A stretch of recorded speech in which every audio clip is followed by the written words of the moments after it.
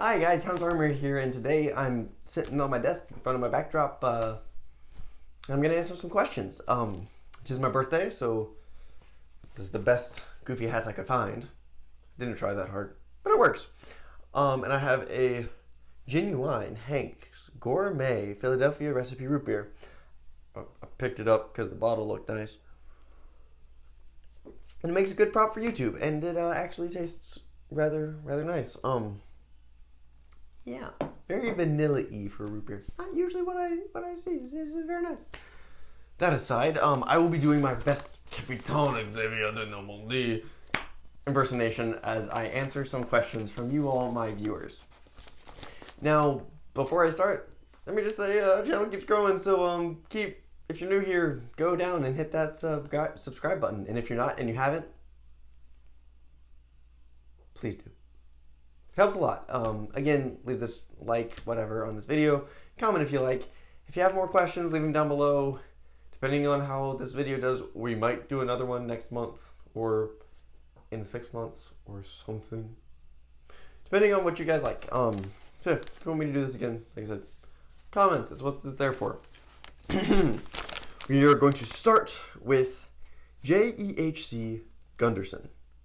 For the simple question of how old are you? Well, sir, it's not a question you ask a lady. Excuse me, I'm quite literally a theater kid. I am, as of the day this video got uploaded, I am 20. Hooray! 2 decades, long time I've been here. His follow-up question is, how long have you been in the hobby? And the answer is, not that long. I started 3 years ago, 3.5 years ago, maybe 4. Not that long. At the time, I was very interested in prop making, prop mastering, cosplay a little bit, which is ironic because I didn't get into cosplay until recently because my girlfriend dared me to, and I'm still not finished with it. But I got into the hobby because I saw some people do some very awesome paint jobs on Nerf blasters. Whether they were, I think Adam Savage on his Tested channel did a beautiful long strike paint job like 4 or 5 years ago. People like Punished Props, Builder Ann with Punished Props, have done beautiful things to Nerf blasters. Of course, all of those are not done to be war safe or functional anymore. So, you know, my first paint job was a hammer shot. That was black because I didn't know any better, and frankly, it looked cool. And then from there, I found, I think, Wallcom and Xavier's channel especially, and kind of fell in love with it. And it's very cool, fun hobby to be a part of. It wasn't until like 2 years later, right? Yeah, like 2 years later, I went to my first Superstock war. That wasn't a basement backyard war. That was crazy and weird. And then I went to End War, which was insane. And haven't gotten to do a whole lot since then because other things in life. But yeah, I'm 20, like 3.5, 4 years in the hobby. And going on, I think it's 10 months? No, 8 months. I think 8 months on YouTube. I'm enjoying it. Thanks to you guys, actually. Love talking to you guys, both in my comments, over on Patreon, doing stuff like this. It's great. It's a blast. On my Instagram, link in the description. I'm doing fun things over there on Instagram, like the reason I have this hat right now. Dino Man asks, question for your Q&A. Do you watch anime? And if so, what have you been watching? I just recently got into anime. I'm not a huge like TV show watcher anymore. I prefer like audiobooks. Listen to some Dungeons and Dragons like podcasts and games. I like things to put on in the background while I do things with my hands because I'm hyperactive. But yes, my kind of gateway into anime was Avatar: The Last Airbender, which I think doesn't count as an anime because it's American. Don't really know where the line is there, because anyway, I'm sure I'm offending somebody. with that, but whatever. It's the internet. Someone's always offended. From there, my friends have been trying to get me into anime for a while. And after I watched Avatar, it was kind of a nice, like I said, gateway. I then watched Full Metal Alchemist Brotherhood and loved it. And just recently, by recently I mean like weeks ago, started Death Note because it was on Netflix and I misplaced my list of animes I should watch, and I remembered that being on there. And I've been really enjoying it. I like the way that it's not a heroic protagonist, that we get a well-meaning protagonist who descends into villainy and all of that. It's quite fun. Yeah. Naruto will probably be my next one, just because running a D&D game for some guys who love Naruto and like is their favorite heroes and villains are from Naruto, so it's probably good for me to be able to pull on that for inspiration for them. But yeah. Who's next? Jason Santiago. Notice you've been really getting into 3D printed blasters. Any plans for designing anything? Yes? No? Maybe? Kind of? Yes, I've really been enjoying the 3D printed blasters. I've been having a blast with them. Part of that is because with COVID, I can just sit around and mess with my printer and make cool things. Part of it is also for YouTube. Again, with COVID, I'm a college student and we're kind of discouraged from going off campus if we don't need to. So if I supply my YouTube channel with content from the internet, basically, it's just one less thing to worry about. As far as designing something, I am/have designed a couple things. All of my designs I feel like sharing will be available on my Patreon. I don't think I've put anything up there yet, though I should be doing that soon. If not before this, just link in the description to my Patreon. You can go check it out. I think it's my $10 tier gets access to my designs. A couple things. Actually, I do have something coming out on Wednesday in a video that I designed. So we'll see how that goes. Yeah. As far as a fully designed blaster, like, Captain Slug, Mr. Heathpants style, no. I don't have any plans. I have a couple ideas, kind of, but I don't have the skills to do it myself yet. I'll keep 3D designing, I'll keep making things, and I'll probably get better, but no, I don't see myself designing a fully 3D printed blaster anytime soon. Okay, y'all with the names, messing with me.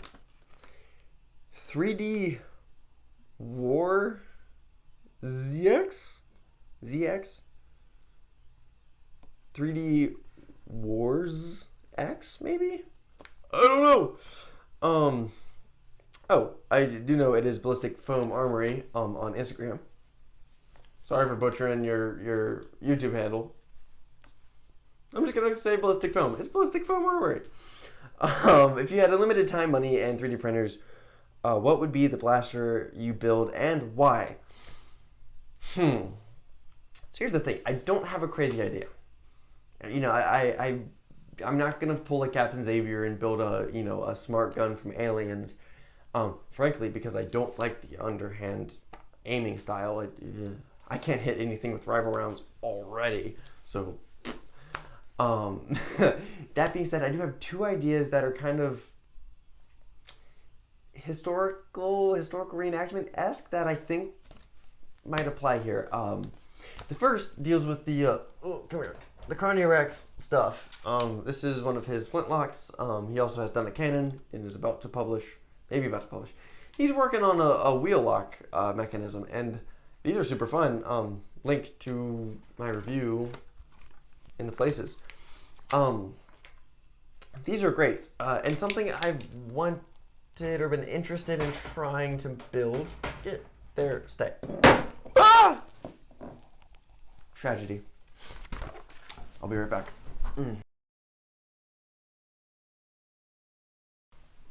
Where was I? Yes. Murdering my root beer, apparently. Oh yeah, I was talking about limited time on the 3D printers. What would I build? The Carney Rex stuff is awesome, and I'm very excited to see what else he does. And I know he's thinking about doing this because I talked to him after my review came out, maybe just before. Anyway, I'm a musketoon. It's something I would love to see. In this case, I would love to see something that would hit some higher performance. Maybe even something that would semi-mimic the range-ish, but more the, excuse me. Something that would mimic the performance and handling of a historical piece. Again, less than like kick and stuff, but more in flight path and lack of accuracy and that kind of, or accuracy, you don't lack accuracy, you're just more or less. Anyway, something that would mimic a real old school musket, simply for the practical and the reenactment and living history sort of struggle of it, and you're putting something in the sense like, hey, this is gonna hurt anybody. Try to hit that bale of hay over there with it. I dare you. This thing is pretty, pretty representative of the firearms. Just safe. Like that'd be cool. And I would love to see. I would love to see something like that come out of this hobby because, again, Nerf is safer than things like airsoft and paintball. So I think it's a good thing to try. My second one is kind of a bummer because the only way I can think to do it is with HPA, and I'm not a huge fan of HPA just because of how hit or miss it is, whether or not you can use it in the States, as well as all the hoops to jump through because paintball stuff is sporting equipment here in the United States. And that is a World War I era battle rifle. Something like a Smelly, a short magazine Lee Enfield, or a what's the German one? The Gewehr 80 something. Your typical battle rifle bolt action box magazine thing. Again, for the historical feel and for the old experience that in the worlds of in modern military, the automatic rifles, self-loaders, and in our world of pump action being king and flywheels being awesome, we don't have much bolt action, and the bolt action we have, it doesn't mimic the historical ergonomics and the historical shape. So we don't really get that, we don't have that experience in our hobby, and I think that'd be cool to have. A similar sentiment to what I touched on in my flak review about lever action, but more so because lever action is frankly easier to do because you can, it's easier to hide a plunger tube when you're not putting a handle on the back of it and you're pulling out the back. At least to my mind it is. I have seen a couple, blanking right now, I think Spectre Arms, the HPA King himself did a cool bolt action integration-y thing years ago. And I saw someone on Facebook doing a bolt action Springer, which is cool, but the bolt was very far forward, and something that encapsulates that ergonomic package would be cool. So yeah, take that. I hit the tripod. I don't know if that counts. Does it? I think it counts. I'm gonna say it counts. Rip your time. That is better than I was hoping it would be. Nutrition facts. This question comes from EHK, so I don't care what you say it is. It's officially. What is your opinion on the current state of Nerf? Weird question, hard question. I don't quite feel qualified to answer this question. Like I said earlier, I've only been in the hobby for 3, maybe 4 years. I haven't gone to many wars, any HVZs. I don't have much play time. Frankly, I'm pretty sure I have more view time and hours of content on YouTube than I have playing on a field, except for end wars, because long days.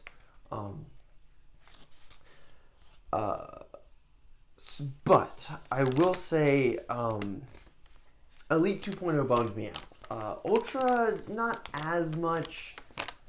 I mean, Hasbro's done it before with, I mean, everything. The 50 caliber dart originally. I mean, old school Mega, then the arrows. The Mega was a proprietary Hasbro thing for a long time until Busby picked it up. And again, Ultra is just the next thing in that, the next one of those where Hasbro tries it to, you know, make a new corner of the market. And this time it flopped. Previously, it's actually been good. You know, Rival was an awesome addition to the hobby. Mega is awesome. Ultra's useless, frankly.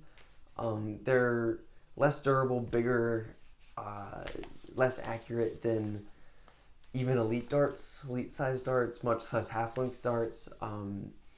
They're not as big or as thumpy or as fun as mega darts, so it's hard to kind of fit them in as a specialty ammo type.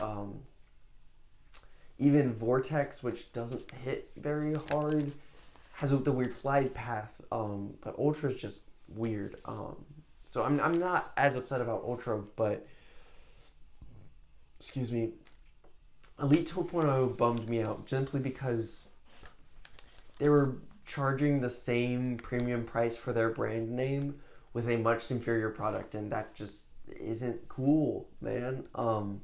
Especially when you have companies like X-Shot and Adventure Force supplying equal quality goods and equal quality products at a reduced price.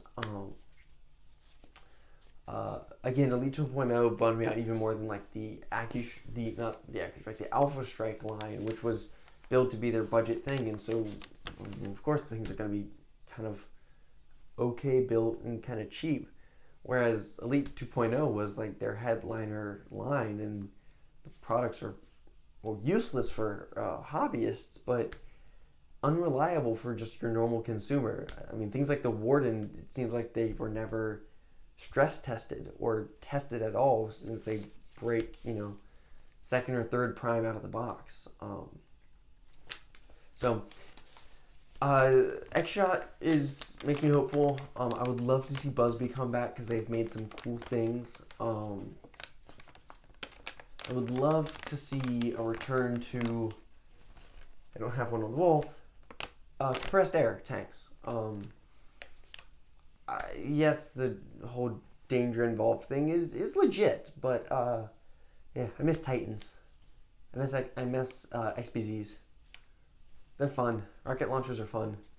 I have a drain blaster I need to do something with.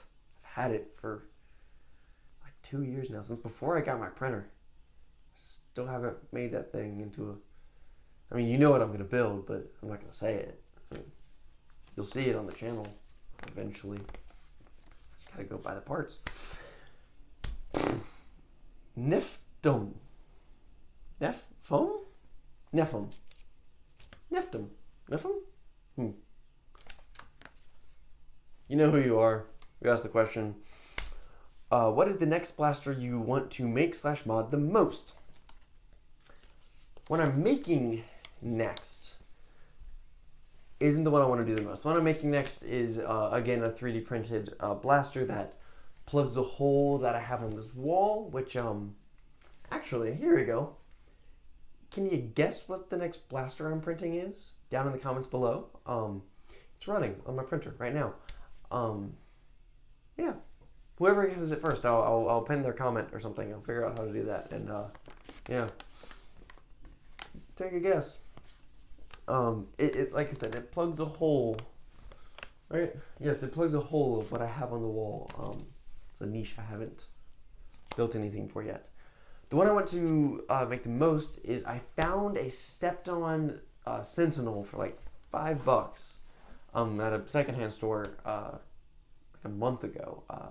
Just the front barrel had been cracked and replaced, and I would love to make a usable kind of sci-fi cowboy, which is definitely not my aesthetic at all. I don't like sci-fi cowboys at all. I would love to make a lever action integration project with it. Orange Crate 76 did a beautiful one like 7 or 8 months ago. Orange Crate 76 is his Instagram handle, so that's where I have the photos saved for reference for my project, because I will probably be following some of the stuff he did for that project. And it's kind of bigger than just the blaster project for me, because I would love to live stream integration projects in general, but especially that project for my patrons. I figured out how to live stream through YouTube now, which is great, so I can route that through my Patreon. But the big kind of hold up right now is I don't have a great place to work on integrations. Again, I live on campus at school in a small apartment, and so power tools aren't exactly a great thing to have. Frankly, my printer is probably a little sketchy to have on campus.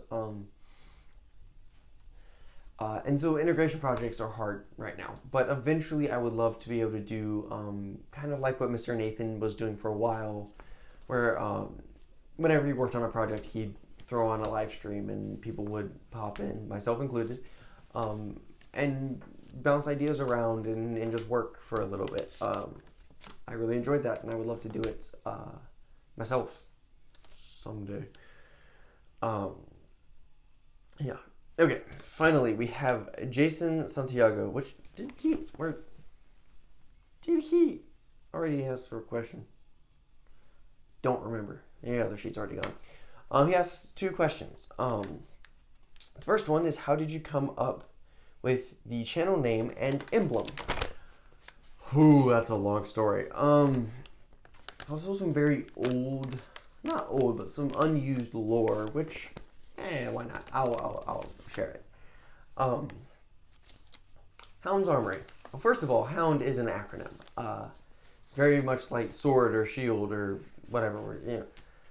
You come up with the acronym itself, and then you go, oh man, that has to mean something, doesn't it? And it ties in to when I was first getting into the hobby, and I really wanted to play in an HVZ, and there was not one nearby. I went to a high school still is joint with a college on the same campus, and some crossover in classes.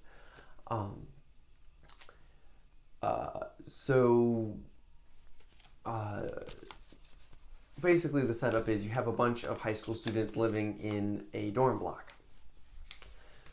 So you get a lot of weekends and stuff where students are just sitting around. And I heard that one of my favorite science teachers was wanting to start an HVZ game for the high school students. He had done it at the previous high school he worked at. So I went and approached him and said, hey, I would love for this to happen too. What can I do to help? And it ended up that him, the dean of the high school, and a few other faculty members basically had it figured out. They had possible schedules, they had the game written, like they had it figured out. They just needed student support. So it was perfect. I was I think it was my senior, it was a senior in high school. So I just stepped forward and was basically the student backing, and got 20 people to sign a petition, and went and was the connection to Res Life, and we made a little one short 20-minute mission HVZ happen. We played in a what was that? Oh, it's the old library while it was being renovated. We used that. It was empty, 2-story, 3-story section of building that was just clear, but some bookshelves. It was really, really cool. And we just had people come. They signed a little, if I get hurt, it's my own fault waiver. And we played all day. It was a blast. And so it was successful. So we were like, okay, let's do one in the spring. Let's do a second game in the spring. Let's make it a little bit better. Let's maybe add in some more story. And they asked me if I wanted to write the game. So of course I accepted, and wrote a three-stage simple plot HVZ mission that would take about half an hour to play. Mapped it out and everything. And when I was writing that, I was of course listening to Storytime with Captain Xavier and all these other coverages of End War, college HVZs, all these things, getting inspiration. And something that I really liked was the idea of the Black Knights, the Shard, basically how the Xavier and the crew got into HVZ as being NPCs, as being reusable humans almost, or antagonistic humans, basically to help with game balance. And plot thing X needs to happen. Go get them. And I really liked that idea, and it was something I was really interested in working into my games. It didn't work for this small indoor game, but I knew I wanted to keep playing HVZ, developing HVZ, that kind of thing. So I came up with Hound as an acronym because it's cool. Hunting zombies and that kind of thing is the idea behind it still. And I never settled on what the acronym stands for. It's gone through 4 or 5 renditions, but I haven't found one that I love perfectly yet, and I haven't used it in the game yet, so there's no official what the acronym stands for yet. I do plan, and I did plan on starting a game here at my current school. Actually, this fall was when I was hoping to start, but plague. So that hasn't happened, and I'm hopeful that if plague gets cleaned up and things can go back to normal and we can start doing things in like the next 6 months, then maybe next fall, worst case next spring when I'm about to graduate,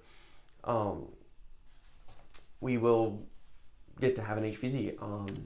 We'll see. Like I said, there's not been one on campus for a while. Years ago, there was one, but it wasn't done in collaboration. It was done badly. It was done all student organized, no collaboration with the school or with campus police. So it was shut down on day 2. And those are mistakes I don't want to make again. And I would like to let it happen because HVZ is very fun. As for the logo, well, yeah, it's just a logo. I mean, obviously, there's a... Behave yourself. What the... Anyway, there's the auxiliary, what's it called? The anti-class, I believe. At the center of it, as I'm a member of the auxiliary, and I wanted my personal squad to be a sub-squad in the auxiliary, specifically a squad of hunters. So when I had this idea of Hound and this acronym, I went to my brother, who is a industrial designer, and I just said, hey, can I get a logo? We sat down, and 10 minutes later we had this logo, and I've been using it ever since. And so when I was bored during lockdown, summer of 2020, I started a YouTube channel and was like, hey, there's this lore and this entity that doesn't exist anywhere officially yet. I'm just going to use it for my YouTube channel. And I had a logo and everything, so that's how that came about. Justin Santiago, for the final question of what are some of your future plans and ideas for the channel? Well, wouldn't you like to know, sir? Wouldn't you like to know? Future plans and ideas, basically keep doing what I'm doing. I would love the channel to grow. I would love, my end goal is that me doing YouTube, and I'm enjoying doing YouTube, could support my nerfing hobby. That would be incredible. I don't know if that will ever happen, but there is a link to a merch store down in the description, as well as a Patreon to support the channel for that exact reason, as well as if you are not, please subscribe now, because trying to hit that membership program basically means I get paid for the ads that YouTube puts on my videos anyway. So I want to do melee weapons. That is my one big channel series plan, and I plan to do it this summer, late spring, early summer. I might start next month. And it's simply because there's a lot of, if you want to find melee weapons for Nerf wars, you have to go search for LARP things, which is fine, but there's nothing in the Nerf war for the context of a Nerf war. And so I want to bridge the gap a little bit. I have some silly ideas. I have some ideas I am scared of, frankly.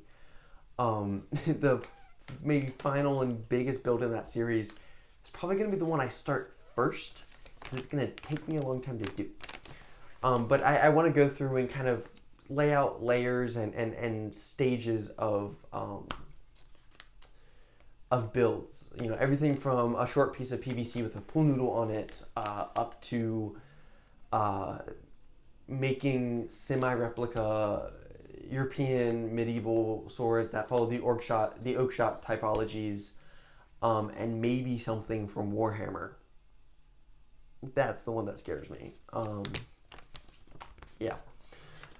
Those are kind of my big plans. I'm gonna keep building things. I'm gonna keep making videos. I'm gonna keep cracking bad jokes as intros, because I like cracking bad jokes. And I'm gonna keep enjoying this. Like I said, this channel started as a hey, I'm bored, let me do something project, and it's turned into something I enjoy, and that even though now I am in full swing at school and have so much to do, I'm still taking time to sit down in front of my camera and talk to the back of my phone, and spending time to edit and do things like learn Premiere Pro and better softwares, because I do enjoy this and I do want to keep doing it. And it's you all that allow me to do that. So, have it be. I got it. Just camera right, but I got it. Come on, Xavier. I'm 2 for 2. Just saying. Don't tell him I called him out. Please don't. I'm getting so much trouble. I'll court-martialed. I'll lose my non-existent rank. It'd be terrible. All right, goofiness aside, thank you guys so much for watching. I really enjoyed doing this. If you want me to do a Q&A again, let me know down in the comments, and I will look at my schedule and see when I would be willing to do another one. I hope you guys enjoyed this, and if you did, please hit that like button, leave a comment, all the YouTube things. Again, please subscribe, and thank you all so much for watching.